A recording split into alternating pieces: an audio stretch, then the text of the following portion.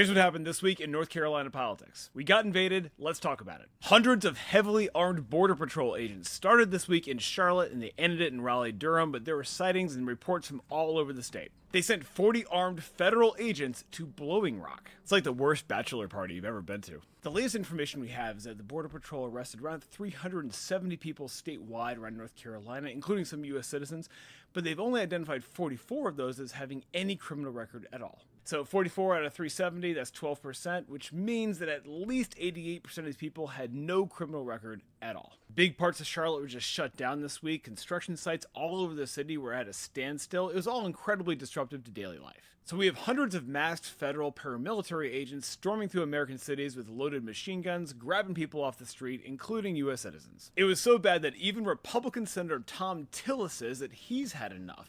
In response to the Border Patrol operation, Tillis is demanding the Department of Homeland Security produce the names of people they detained and restitution for the property that Border Patrol agents destroyed or damaged. I did not see that coming. The Border Patrol invasion is a humanitarian and civil liberties disaster for everyone involved. Yet these guys waving loaded assault rifles in people's faces, breaking car windows, and detaining U.S. citizens on the basis of their skin color and whether they speak Spanish. These guys staked out a daycare in Durham so they could grab the moms going to pick up their kids. This thing has nothing to do with criminals or safety, they just want to inflict fear and trauma. But let me deliver some hard news to everyone. Protesting this invasion of your civil liberties is very important, but protesting is not going to change anything unless people vote. I know some people hate to hear this, but the hard truth is that the raids we're seeing today are a direct result of the elections we had last year, and if you don't like what you're seeing, you gotta vote to change it at every level, local, state, federal. Last year, Mecklenburg County's voter turnout actually went down from 2020. Mecklenburg County has one of the lower voter turnout rates in the entire state. Don't misunderstand me. That doesn't mean that people deserved any of this. No one does. But the reality is that if you don't vote, the bad guys can win. And sometimes that means you gotta vote even if you don't love your choices. If you go to a meeting, a protest, whatever on this stuff, make sure people there are registered to vote,